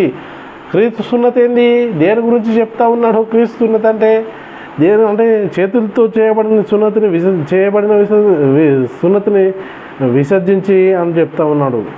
క్రీస్తు సున్నతి యందు శరీరేచ్ఛలతో కూడిన స్వభావమును విసర్జించి ఆయన యందు చేతులతో చేయబడిన సున్నతిని పొందితిరి. ఏంటిది చేతులతో చేయబడిన సున్నతి? ఇంతకు క్రీస్తు సున్నతి అంటే ఏంటి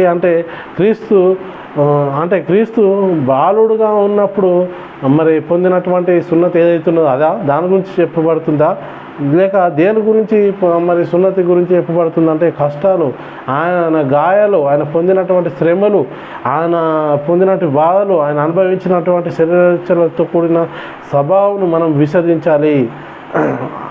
మనము ఆయన ఏవైతే అది ఉన్నదో అందుకని పౌలు గారు ఏం చెప్తున్నాను అంటే గలతీలకు రాసిన పత్రిక 5వ అధ్యాయం 24లో క్రీస్తు యేసు సంబంధాలు శరీరము దాని ఇచ్చలను క్రీస్తు కూడా సిలువ వేసి ఉన్నారు. సిలువ వేయబడడం అంటే విసర్జించడము, వదిలిపెట్టడము అని ఇవన్నీ మనకు అర్థమవుతుంది. ఇవే చేతితో చేయబడని సున్నతి పిల్లరా. ఇంకా మనము క్రీస్తు దగ్గరికి వచ్చి మనము వేటిని విసర్జించాలి అని చెప్పేసి అంటున్నాడు. ఇక్కడ గలతీలకు రాసిన పత్రిక 6వ అధ్యాయము 14వ వచనంలో పౌలు ఏమంటున్నాడంటే, అయితే మన ప్రభువైన యేసుక్రీస్తు సిలువ యందు తప్ప మరి దేని యందును అతిశయించుటకు నాకు దూరమవును గాక, దానివలన నాకు లోకమునకు నేనును సిలువ వేయబడి ఉన్నాము అని చెప్పేసి అంటున్నాడు పౌలు గారు చెప్తున్నాడు. క్రీస్తులోనికి యేసుక్రీస్తులోనికి బాప్తిజం పొందిన తర్వాత మన జీవితం ఎలా ఉండాలంటే, ఏం జరుగుతుందంటే, పాపముల విషయమై చనిపోతున్నాము, నీతి విషయమై జీవిస్తున్నాము. పాప విషయంలో చనిపోయిన మనం ఇక దానిలో ఎలాగ జీవించుదాము అని చెప్పేసి చెప్తున్నాను. మనలో ఏం జరుగుతుందంటే, ప్రాచీన స్వభావం దాని క్రియలతో కూడా సిలువ వేయబడుతుంది. పిల్లరా, కొలస్సీలకు రాసిన పత్రిక 3వ అధ్యాయము 9, 10, 11 వచనంలో మనం చూసుకున్నట్టయితే అక్కడ చెప్పబడుతున్న మాట మనము ముగించుకున్నాం. పిల్లరా, కొలస్సీలకు రాసిన పత్రిక 3వ అధ్యాయము 9 నుంచి 11 వచనం మనం చూసుకున్నట్టయితే, ఒకరితో ఒకడు అబద్ధం ఆడకుడి, ఎలైనగా ప్రాచీన స్వభావం దాని క్రియలతో కూడా మీరు పరిత్యజించి జ్ఞానం కలుగు నిమిత్తము దానిని సృష్టించిన వాని పోలిక చొప్పున నూతన పరచబడుచున్న నవీన స్వభావంలో ధరించుకొని ఉన్నారు అని చెప్పేసి అంటుండు.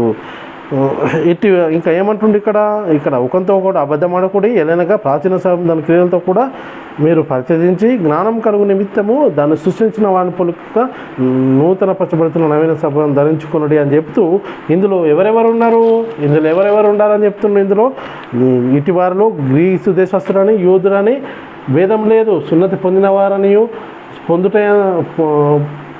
పొందుటయనియు సున్నతి పొందకపోవటందును భేదం లేదు, పరదేశి అని, సిటీయుడని, దాసుడని, స్వతంత్రుడని లేదు, కానీ క్రీస్తు సర్వమును అందరిలో ఉన్నవాడై ఉన్నాడు అని చెప్పేసి చెప్తా ఉన్నాడు. పిల్లరా, ఇందులో ఏ భేదం లేదు అని చెప్పేసి వాక్యం సెలవిస్తే ఇంకా మరి అలాగే ఉండాలని చెప్పేసి దేవుడు కోరుకునేది ఏంటంటే, బాహ్య సంబంధమైన సున్నతి గురించి చెప్పడం లేదు, అంతరంగ సంబంధమైన సున్నతి గురించి మరి చెప్తా ఉన్నాడు. పిల్లరా, చేతితో చేయబడిన సున్నతి పొందుకునే వాళ్ళు ఇజ్రాయిల్ మరి చేతితో చేయబడిన సున్నతి ఏదైతుందో, బాహ్యమైన సున్నతి ఏదైతుందో అది కాక మరి ఇప్పుడు నేటి క్రైస్తవులు పొందే సున్నతి ఏదైతే ఉందో మరి సున్నతి కాదు, అలాంటి సున్నతి కాదని మరి చెప్తా ఉన్నాడు. శరీరం మందు అనగా బాహ్యంగా చేయబడిన సున్నతి కాదు అని చెప్పేసి అంటూ ఉన్నాడు. ఇక్కడ మనము కొలస్సీలకు రాసిన పత్రిక 2వ అధ్యాయము రోమీలకు రాసిన పత్రిక 2వ అధ్యాయము 29వ వచనం మనం చూసుకున్నట్టయితే అక్కడ చెప్పబడుతున్నది, అయితే అంతరంగమందు యూదుడైన వాడే యూదుడు, మరియు సున్నతి హృదయ సంబంధమైనదై ఆత్మయందు జరిగినదే కానీ అక్షరం వలన కలుగునది కాదు, అట్టి వానికి మెప్పు మనుషు వలన కలగదు, దేవుని వలనే కలుగును.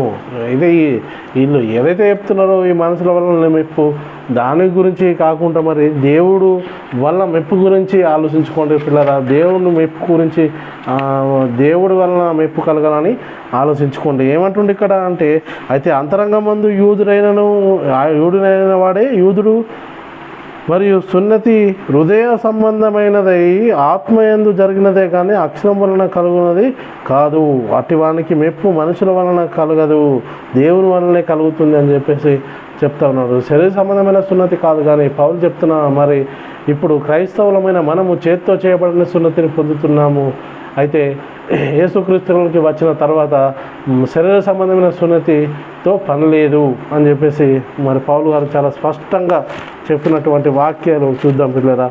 ఇక్కడ గలతీయులకు రాసిన పత్రిక 5వ అధ్యాయము 6వ వచనంలో మనం చూసుకుంటే, యేసుక్రీస్తునందు వారికి సున్నతి పొందుటయందు ఏమి లేదు, సున్నతి పొందకపోవటయందు ఏమి లేదు, కానీ ప్రేమ వలన కార్యసాధకమై విశ్వాసమే ప్రయోజనమగును అని చెప్పేసి అంటుండు. యేసుక్రీస్తునందు వారికి సున్నతి పొందుటయందు ఏమి లేదు, సున్నతి పొందకపోవడం అనే వల్ల ఏమి లేదు అని చెప్పేసి చెప్తుండ్రు. 5వ అధ్యాయము 11వ వచనంలో, సహోదరులారా, సున్నతి పొందవాలని నేను ఇంకను ప్రకటించున్న ఎడల ఇప్పటికీ హింసింపబడనేలా ఆ పక్షమున సిల్వ విషయమై అభ్యంతరము తీసివేయబడును కదా అని చెప్తుండు. ఆలోచించండి పిల్లరా. చాలామంది ఏం చెప్తున్నారు అంటే, ఒక బోధన నేను ఆ పౌలు గారి పరమార్థం మీకు తెలియదు అని చెప్పేసి దాన్ని దీర్ఘం పెట్టేసి ఏదో దానికి అర్థం లేనిది, ఇక్కడ లేని అర్థాన్ని ఈ సున్నతి గురించి ప్రకటిస్తున్నారు. ఆయన అర్థం అది కాదు. ఈయన డీటెయిల్గా చెప్తా ఉన్నప్పటికి కూడా హెబ్రీ జ్ఞానము మరి ఇంకా ఏదో గ్రీకులోకో ఇంగ్లీష్లోకో పోయి దాన్ని మొత్తము తుడిసి మడిపి ఏదో చేసేస్తున్నారు దాన్ని అక్కడ. కానీ ఇక్కడ చాలా తేటగా చెప్పేస్తున్నాడు. ఏంది పౌలు గారు చెప్తున్నాడు, సహోదరులారా సున్నతి పొందటం వలనని నేను ఇంకా ప్రకటించుచున్న ఎడల ఇంకా నేను చెప్తలేను అని చెప్పేసి అక్కడ అపొస్తలుల కార్యంలో కూడా నన్ను ఎందుకు కొట్టాలనుకుంటున్నారు సంఘ పెద్దలు అక్కడ వివరిస్తూ ఉంటే ఇంకా వీళ్ళు పౌలు గారు సున్నతి గురించి ప్రకటించారని చెప్పేసి వీళ్ళు చెప్తున్నారు. చాలా మరి దేవుని శోధిస్తూ ఉన్నారు. మీరు కూడా ఒకసారి ఆలోచించుకోండి. ఇక్కడ 6వ అధ్యాయం 12వ వచనంలో ఏమంటుండ్రు, గలతీయులకు రాసిన పత్రిక 6వ అధ్యాయం 12వ వచనంలో కూడా చూసుకున్నట్టయితే, శరీర విషయమందు చక్కగా అగుపడవారెవరో వారు క్రీస్తు యొక్క శిలువ విషయమై హింస పొందకుండుటకు మాత్రమే సున్నతి పొందవలనని మిమ్మల్ని బలవంతము చేయుచున్నారు. వీళ్ళు ఎందుకు సున్నతి పొందవాలని బలవంతం చేయుచున్నారో ఒక విషయాన్ని చెప్తున్నాడు. ఎందుకు చేస్తున్నారు వీళ్ళు అంటే, శరీర విషయమందు చక్కగా అగుపడవారెవరు వారు తాము క్రీస్తు యొక్క శిలువ విషయము హింస పొందకుండుటకు, అంటే సువార్త ప్రకటిస్తే ఏమైతే హింసలు వస్తాయో, శరీర సంబంధమైన హింసలు వస్తాయో అవి రాకుండా ఉండడానికే మరి ఈ యొక్క సున్నతి ఆచారం అనేది వీళ్ళు ఆచరిస్తున్నారని చెప్పేసి, మరి ఇప్పుడున్న పరిస్థితుల్లో సున్నతి వలన ఏమైనా ప్రయోజనం ఉన్నదంటే ఎలాంటి ప్రయోజనం లేదు అని చెప్పేసి మరి పౌలు గారు చెప్తున్నటువంటి పిల్లలు, అంటే సున్నతి వలన ప్రయోజనం లేదు. అయితే ఇప్పుడున్న పరిస్థితుల్లో స్వాతంత్రం ఇచ్చేటువంటి సంపూర్ణ నియమము అనేది వచ్చేసిద్ది. ఈ స్వాతంత్రం ఇచ్చేటువంటి సంపూర్ణ నియమము ఏంటి అంటే పిల్లరా, ధర్మశాస్త్రం వలన పాపమనే చెరలో ఉన్నటువంటి వాళ్లకు విడిపించడానికి ధర్మశాస్త్రాన్ని కొట్టివేసి స్వతంత్రులుగా చేసినట్టుగా మనము చూస్తున్నాం పిల్లరా. ధర్మశాస్త్రాన్ని యేసుక్రీస్తు లోకంగా కొట్టేసి మరి స్వతంత్రులుగా చేశాడు అని చెప్పేసి గలతీయులకు రాసిన పత్రికలో మనము 5వ అధ్యాయము 1-2 వచనాల్లో మనం చూసుకున్నట్టయితే, ఈ స్వాతంత్రం అనుగ్రహించి క్రీస్తు మనలను స్వతంత్రులుగా చేసి ఉన్నాడు కాబట్టి మీరు స్థిరముగా నిలిచి మరలా దాస్యమును కాడి కింద చిక్కుకొనకూడే అని చెప్పేసి అంటున్నాడు. చూడండి, మీరు సున్నతి పొందిన ఎడల క్రీస్తు వలన మీకు ప్రయోజనమేమి కలగదు, పౌలను నేను మీతో చెప్పుచున్నాను. చాలా స్పష్టంగా చెప్పేసిండు. స్వాతంత్రం వచ్చేసింది. ఈ స్వాతంత్రము అనుగ్రహించి క్రీస్తు మనల్ని స్వాతంత్రులుగా చేసి ఉన్నాడు. ఏంటి కాబట్టి మీరు స్థిరముగా నిలిచి మరలా దాస్యమును కాడి కింద చిక్కుకొనకూడి. చూడి, మీరు సున్నతి పొందిన ఎడల క్రీస్తు వలన మీకు ప్రయోజనమేమి కలగదు, పౌలను నేను మీతో చెప్పుచున్నాను అని చెప్పేసి చాలా స్పష్టం. దాస్యం అనే కాడి ఏదైతుందో మోయలేని కాడి అని అర్థం. అదే ఆల్రెడీ క్రీస్తు మనల్ని స్వతంత్రులుగా చేసేసిన పిల్లల చేసినప్పటికీ ఆయన మరలా దాస్యం అనే కాడి కింద మనల్ని చిక్కు పెట్టాలని చెప్పేసి చెప్తా ఉన్నారు. భిన్నమైన సువార్త చెప్తున్నాడు. పౌలు బోధ చూస్తే వీళ్ళు ఇంకొక బోధ చేసినటువంటి పరిస్థితి ఉంది పిల్లల. ఒకప్పుడు ధర్మశాస్త్రం అనుసరించిన వాళ్ళే ధర్మశాస్త్రం కొట్టివేయబడిన తర్వాత చెప్తున్న మాట ఏమిటంటే, మీరు సున్నతి పొంది ఉన్నారా అని చెప్పేసి అడుగుతున్నాం. సున్నతి పొందుట వలన ఏమీ ప్రయోజనం లేదు అని పౌలు నేను మీతో చెప్తున్నానని చెప్పేసి అంటున్నాను. ఎందుకంటే దేవుని ఆజ్ఞలను అనుసరించుటే ముఖ్యం, దేవుని యొక్క ఆజ్ఞలను అనుసరించుటే ముఖ్యం. అందుకనే ఇక్కడ చెప్తా ఉన్నాడు పిల్లరా, కొరింథీయులకు రాసిన మొదటి పత్రికలో 7వ అధ్యాయంలో 19వ వచనం మనం చదువుకున్నట్టయితే, 7వ అధ్యాయము 19వ వచనంలో మనం చదువుకున్నట్టయితే అక్కడ ఏం చెప్తున్నట్టే, దేవుని ఆజ్ఞలను అనుసరించుటే ముఖ్యము కానీ సున్నతి పొందుటే అందేమీ లేదు, సున్నతి పొందకపోవటం అందే ఏమీ లేదు. చాలా స్పష్టంగా, అంటే దేవుని ఆజ్ఞలు అంటే ఏ ఆజ్ఞలు? కొత్త నిబంధన ప్రకారంగా నేడు క్రైస్తవులుగా ఉన్న మనము నడుచుకోవాలని చెప్పేసి అర్థమవుతుంది. అంటే దేవుని ఆజ్ఞలు అనుసరించటం కానీ మరి సున్నతి పొందుటం ఏం లేదు, పొందకపోవటం ఏం లేదని చెప్పి ఈ వచనం బట్టి మనకు అర్థమవుతుంది. మనము ఇంకా మన టైటిల్ ఏంది ఇప్పుడు అంటే, మోయలేని కాడి. ఏది మనమైనను మన పితరులైనను మోయలేని కాడి శిశుల మీద పెట్టి మీరు ఎందుకు దేవుని శోధించుచున్నారు అని చెప్పేసి అంటున్నారు. అసలు ఆ కాలంలో ఏం జరుగుతుందంటే, మనము పరిశీలన చేసుకున్నట్టయితే ఆ కాలంలో ధర్మశాస్త్రమును అనుసరించిన యూదులు ధర్మశాస్త్రం కొట్టివేయబడిన తర్వాత కూడా ఇంకా ధర్మశాస్త్రం అమల్లో ఉన్నది. ధర్మశాస్త్రం సంబంధమైన క్రియలు జరిగిస్తూ ఎవరైతే అన్యజనుల నుండి క్రీస్తులోనికి వచ్చినటువంటి వారు ఉన్నారో వాళ్ళ మీద కూడా ఈ మోయలేని కాడి ఏదైతే ఉందో మెడ మీద మోపవాలని చెప్పేసి వారు పెట్టుదామని చెప్పేసి చూస్తూ ఉన్నారు అనేది మరి అందుకనే బైబిల్లో రాయబడిన సంగతి ఏమిటంటే మనమైనను మన పితరులమైనను మోయలేని కాడనే శిశువుల మీద మీరు ఎందుకు పెట్టుచున్నారు, మీరు ఎందుకు దేవుణ్ణి శోధించుతున్నారు? ఎవరిని శోధిస్తున్నారు? వాళ్ళని కాదు, మీరు అది శిశువుల మీద పెట్టి ఎవరిని శోధిస్తున్నారు? దేవుణ్ణి శోధిస్తున్నారు. మన ప్రభువైన యేసుక్రీస్తు కృప వలన మనము రక్షణ పొందితిమి అని నమ్ముచున్నాము కదా, అలాగనే మీరును రక్షణ పొందుతారని చెప్తున్నానని చెప్తా ఉన్నాడు. అలాగనే ఆ కాలంలో ఈ ధర్మశాస్త్రం గురించి, ఈ ధర్మశాస్త్ర సంబంధమైనటువంటి క్రియల గురించి వాళ్ళు చాలా ఎదుర్కొన్నటువంటి సమస్యలు ఇప్పుడున్న పరిస్థితుల్లో నేటి క్రైస్తవుల అనబడుతున్న ఎంతోమంది ఈ ధర్మశాస్త్రం అమల్లో ఉందని చెప్పినటువంటి పరిస్థితి ఉంది. ఎందుకు మరి అసలు బైబిల్ చదువుతున్నారా వీళ్ళు అంటే చదవడం లేదు. చదువుతున్నా కానీ వాళ్ళకు అనుసరించిన ఏదో సిద్ధాంతాలు ఉంటే ఆ సిద్ధాంతాల ప్రకారమే చదువుతున్నారు, కానీ బైబిల్ని లోతుగా పరిశోధించడము లేదు. బైబిల్ చదువుతున్నప్పుడు కూడా అర్థం కాని పరిస్థితులు ఉన్నారు. ఎందుకంటే వాళ్ళు తీసుకున్న బాప్తిసం అనేది ప్రాముఖ్యంగా సరైనది కాదు. ఏ బాప్తిసం తీసుకుంటున్నారు, ఎలా తీసుకోవాలి?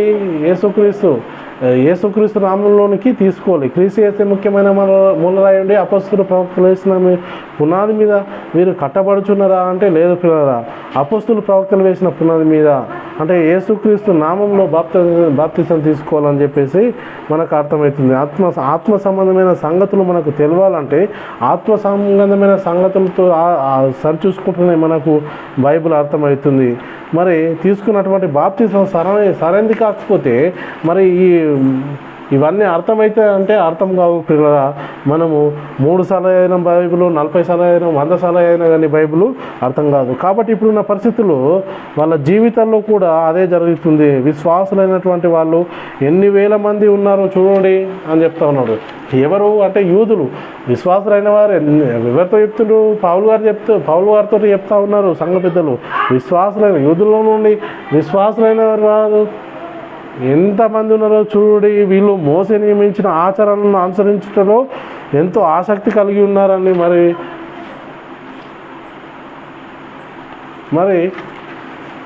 మరి వేటిని చేయమని చెప్తున్నారు వీళ్ళు అంటే ఇలా పిల్లరా అంటే ఇంకా మోసే నియమించిన ఆచరణలను అనుసరించాలని చెప్పేసి చెప్తున్నారు. ఇప్పుడున్న పరిస్థితుల్లో కూడా అనేక మంది క్రీస్తు దగ్గరికి వచ్చినప్పటికి కూడా వస్తున్నారు, కానీ వాళ్ళు కూడా ధర్మశాస్త్రం ఇంకా అమల్లో ఉందని చెప్తున్నటువంటి పరిస్థితులు.